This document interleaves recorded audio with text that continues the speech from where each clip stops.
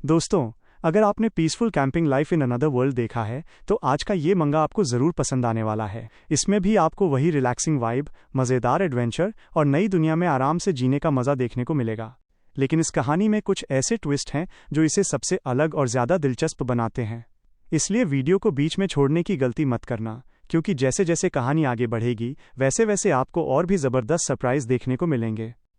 तो बस थोड़ा सा धैर्य रखें, पूरा वीडियो ज़रूर देखें। और अब बिना किसी देरी के चलिए शुरू करते हैं आज की कहानी। एपिसोड 1 की स्टार्टिंग होती है। हमें दिखाया जाता है डेमन रियलम, जहाँ पर एक पहाड़ होता है। उसके सामने 3 छोटे छोटे पौधे होते हैं और हमें दिखाया जाता है एक पंछी का पैर। फिर हमें दिखाया जाता है उसका चेहरा, जो कि एक सांप जैसा होता है। अबे, तू कहीं दोनों का मिक्स ब्रीड तो नहीं है? भाई, मैं शर्त लगाकर बोल रहा हूँ, ये मिक्स ब्रीड ही है। भाई, तुम्हारी रेस वाले तुम्हें एक अलग जाति का बना देंगे भाई, ऐसा मत किया करो मेरी जान। फिर हमें दिखाया जाता है कि वो आगे की ओर बढ़ रहा होता है। तभी वो पौधे थोड़े से हिलते हैं और मिट्टी से बाहर निकलते हैं, जो कि अलग तरीके की मूली जैसे होते हैं। अरे, ये भी वैसे ही हैं। कोई बात नहीं, चलो देखो भाई, मैंने तुमसे बोला था ना। देखो, मेरी बात सच निकल गई। अब हमें दिखाया जाता है कि दोनों एक दूसरे के आमने सामने होते हैं। फिर दोनों बहुत गुस्से में एक दूसरे को देख रहे होते हैं। उसके बाद वो सांप वाला पंछी उनकी तरफ आगे बढ़ता है उन्हें मारने के लिए। फिर दिखाया जाता है कि वो बहुत छोटे छोटे होते हैं और आपस में लड़ रहे होते हैं। हमें दिखाया जाता है कि 2 लोग उसके आगे बैठकर बात कर रहे होते हैं। लड़की बोलती, तुम्हें क्या लगता है कौन जीतेगा? तो वो बोलता है, ये तो बिल्कुल ऑब्वियस है, पत्ते वाले ही जीतेंगे। फिर वो बोलता है, देखो देखो, वो लोग सुपर पंच का यूज़ करने वाले हैं। और हमें दिखाया जाता है कि वो 2 मॉन्स्टर एक पत्ते वाले मॉन्स्टर को उठाते हैं और वो उसकी तरफ दौड़ता है पंच मारने के लिए, लेकिन वो डॉस कर लेता है। लड़की बोलती है, उसने इसे डॉस कर लिया, लेकिन तभी उसके पत्ते से उसे एक चटाक से लग जाता है। फिर थोड़ी देर के लिए साइलेंस हो जाता है और वो मॉन्स्टर रोने लगता है और रोते हुए वहाँ से भाग जाता है। तो वो पत्ते वाली मूलियाँ बहुत खुश हो जाती हैं और एक दूसरे को उछालने लगती हैं। तभी हमें दिखाया जाता है कि हमारा मेन कैरेक्टर उनसे बोलता है, क्या तुम लोग फिर से फाइट करना चाहते हो? वो पत्ते वाली मूली कहती है, हाँ। लेकिन फिर वो बोलता है, उससे पहले ये लो, मैं तुम्हें ये लगा देता हूँ। वो जेली जैसा कुछ होता है, मुझे भी नहीं पता क्या होता है। फिर दिखाया जाता है कि वो बहुत ज़्यादा खुश हो जाता है। उसे बहुत आनंद, असुरी आनंद मिल रहा होता, बहुत खुशी होती है उसे। फिर दिखाया जाता है कि वहाँ पर एक लड़की बोलती है, मुझे बहुत भूख लगी है। अंकल, बहुत समय हो गया, आपका फूड कब तक रेडी होगा? अभी तक रेडी नहीं हुआ है। तभी एक आदमी जिसका टकला चमक रहा होता है, भाई, मैं शर्त लगाकर बोल रहा हूँ, ये सैतामा का दूर का चचेरा ममेरा फुफेरा कोई न कोई रिश्तेदार ही है। भाई, इसका टकला चमक रहा है, बस इसके बाल थोड़े से ज़्यादा बड़े हैं। वो बोलता है, हाँ, बस ये रेडी ही हो गया है। फिर हमें दिखाया जाता है कि वो खुशी में एकदम बहुत ज़्यादा उछल रहा होता है। भाई, लगता है तुम्हें इंडिया आना पड़ेगा, तुमने इंडिया से ही ये स्किल सीखी है, मुझे लग रहा है। भाई, मैं शर्त लगाकर बोल रहा हूँ, ये इंडिया का ही होगा। फिर पीछे से एक लड़की अंडों की टोकरी लाते हुए बोलती है, इसे बिल्कुल मत भूलना। उसके ऊपर एक पंछी भी बैठा होता है, वो भी उसे देखता है और बोलता है, हाँ। और पहली बार देख रहा हूँ भाई, एक पंछी किसी और के अंडे फुड़वाने के लिए इतना ज़्यादा उतावला हो रहा है। फिर वो बोलता है, हाँ ज़रूर। और फिर वो उन्हें भी फ्राई करने लगता है और बनाता है एक एग फ्राइड राइस। वो बहुत खुश होता है और फिर उसका एग फ्राइड राइस तैयार हो जाता है। फिर वो बोलता है, एक सेकंड, मैं तो एक बहुत ज़्यादा इंपॉर्टेंट चीज़ भूल गया। लड़की बोलती है, क्या? फिर वो आखिर में ऊपर से थोड़ा नमक या कुछ मसाला डालता है और कहता है, अब रेडी हो गया। तो लड़की चिल्लाकर सभी को बुलाती है, सभी लोग आ जाओ, यहाँ पर ये तैयार हो गया है। वो बोलता है, चलो सभी लोग तैयार हो जाओ। सभी लोग आते हैं, देखते हैं और बोलते हैं, ये तो देखने में बहुत अच्छा लग रहा है। वो लोग पूछते हैं, इसका नाम क्या है? तो वो बोलता है, ये है फ्राइड राइस, ये बहुत ज़्यादा अच्छा है। लड़की बोलती है, thank you so much uncle.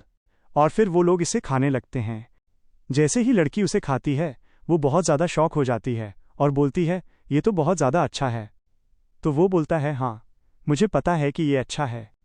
फिर दूसरी लड़की भी बोलती है, हाँ, सच में ये बहुत ज़्यादा अच्छा है, तुम बहुत अच्छे शेफ़ हो। वो बहुत ज़्यादा खुश हो जाता है और ठरकियों की तरह बोलने लगता है कि हाँ, ये तो मेरा हुनर है। फिर हमारा मेन कैरेक्टर बोलता है, चलो चेक करते हैं।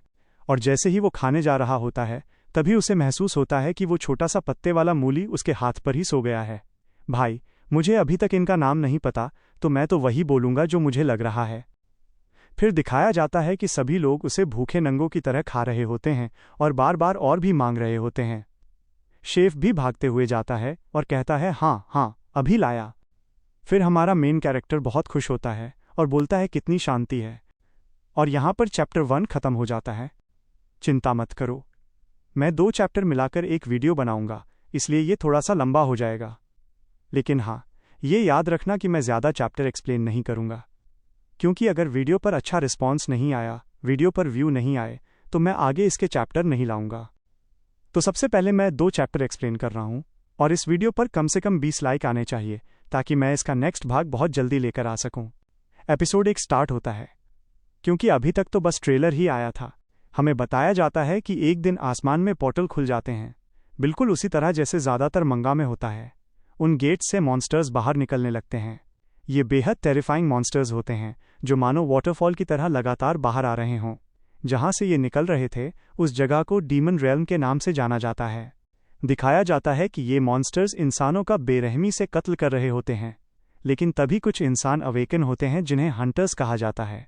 ये हंटर्स उन मॉन्स्टर्स से लड़ते हैं और उन्हें मारने लगते हैं। काफ़ी समय बीतने के बाद लोग धीरे धीरे अपनी ज़िंदगी फिर से बसाने लगते हैं, जबकि हंटर्स लगातार मॉन्स्टर्स का शिकार करते रहते हैं। फिर एक हंटर को मॉन्स्टर से लड़ते हुए दिखाया जाता है। तभी मॉन्स्टर अपना विशाल मुंह खोलता है और उसे कुचल देता है। इसके बाद एक और मॉन्स्टर दिखाई देता है, जिसका शरीर कुछ हद तक मकड़ी जैसा लगता है। तभी वहां एक ज़बरदस्त ब्लास्ट होता है। इसके बाद बताया जाता है कि जिन कैदियों को डेथ पेनल्टी मिली थी, उन पर एक्सपेरिमेंट शुरू किए गए। उनके शरीर में मॉन्स्टर सेल्स इंजेक्ट किए जाने लगे, ताकि आर्टिफिशियल तरीके से हंटर्स बनाए जा सकें। फिर एक जगह 2 लोगों को चलते हुए दिखाया जाता है। तभी वे एक मॉन्स्टर को देखते हैं। उनमें से एक कहता है, देखो, इसका राइट आर्म टेस्ट के साइड इफेक्ट की वजह से जल चुका है। दिखाया जाता है कि वो मॉन्स्टर ठीक से देख भी नहीं पा रहा होता। हमें बताया जाता है कि उसका नाम नंबर 17 है और उसकी हालत बहुत ख़राब है। वो 1 महीने से ज़्यादा नहीं जी पाएगा। एक आदमी पूछता है, क्या सच में? दूसरा जवाब देता है, हाँ। कुछ देर सोचने के बाद वो कहता है, चलो, इसे अगली लड़ाई में भेज दो। इसके बाद वे लोग नंबर 17 को उस गेट के अंदर ले जाते हैं जहां से मॉन्स्टर्स निकलते हैं। वहां वो अकेले ही मॉन्स्टर्स से लड़ता है और उन्हें बुरी तरह मारना शुरू कर देता है। काफ़ी समय बाद कुछ हंटर्स गेट के सामने खड़े दिखाई देते हैं। जैसे ही कोई मॉन्स्टर गेट से बाहर आने की कोशिश करता है, वे उसे तुरंत मार देते हैं और फिर खुद गेट के अंदर चले जाते हैं। उधर नंबर 17 अब भी लगातार लड़ रहा होता है। वो कहता है, मुझे अंडर एस्टिमेट मत करो। लड़ाई के दौरान उसका एक हाथ कटकर गिर जाता है। तभी उसके ऊपर एसिड गिरता है और उसका शरीर बुरी तरह पिघलने लगता है।